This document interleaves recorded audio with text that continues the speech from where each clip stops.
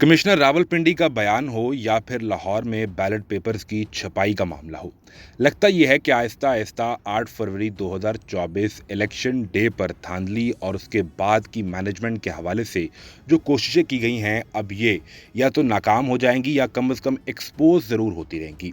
इस सारे मामले पर आदिल राजा ने एक तवील तहरीर में ये वाज़े करने की कोशिश की गई है कि 8 फरवरी से आज तक मामलात को मैनेज करने के लिए क्या कुछ किया गया है। आदिल राजा लिखते हैं कि धोखा ना खाइए और बताइए, कार्रवाई का आगाज़ हो चुका है।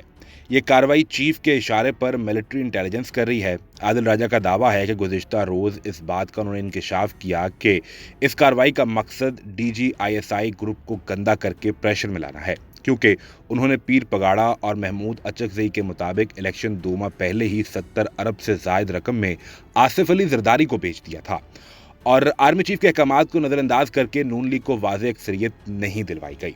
नून लीग ये समझ रही थी कि उन्हें 100-110 सीटें मिल जाएंगी, लेकिन उनका नंबर 80-82 पर रुक गया है। आदिल राजा लिखते हैं कि इसी वजह से 9 फरवरी को चीफ के अहकामात पर इंतखाबात रिजल्ट को रोक कर बावर्दी फौजी एहलकार मिलिट्री इंटेलिजेंस की कमान में नतीजे बदलते रहे, वरना नून लीग को 30 से 35 से ज़्यादा सीटें नहीं मिलनी थी, जिसमें बहरतौर ISI की खुफिया धांधली शामिल है। मगर फौजी वर्दी में धांधली और नतीजे बदलने के इस अमल तरीके की वजह से फौज की धांधली में मुलव्वस होना साबित हो गया है और ये एक बैन अल-अक़वामी इशू बन गया है। याद रहे कि ये तमाम दावे आदिल राजा के हैं।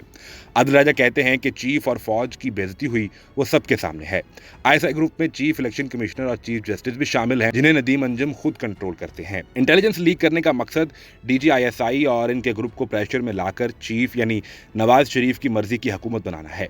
नून लीग को मुमकिन हो तो मजीद सीटें दिलवाना और धांधली से दिलवाई गई सीटें बचाना, जिसके लिए मुसलसल कोशिश की जा रही है। आदिल राजा ने इस हवाले से मजीद दावा करते हुए कहा कि ISI ग्रुप बाशमूल पीपल्स पार्टी रुकावट डालकर बेतहाशा डिमांड्स कर रहे हैं। इस ब्लैकमेलिंग का एक बड़ा मकसद मरीम नवाज को वज़ीर आला की सीट भी दिलवाना है, जो इस वक्त शदीद खतरे में पड़ी है, क्योंकि ISI ग्रुप इस पर भी राजी नहीं। अवाम का प्रेशर अब भी इनका बना बनाया खेल बिगाड़ सकता है। इस्लामाबाद हाईकोर्ट और ISI ग्रुप के प्रेशर में काम कर रही है। अगली बारी अब लाहौर हाईकोर्ट की है, जिसे कंट्रोल करने के लिए प्रेशर टेक्निक इस्तेमाल की जा रही है। आदिल राजा ने कहा कि अपना हक मांगने के लिए आवाज़ बुलंद करें।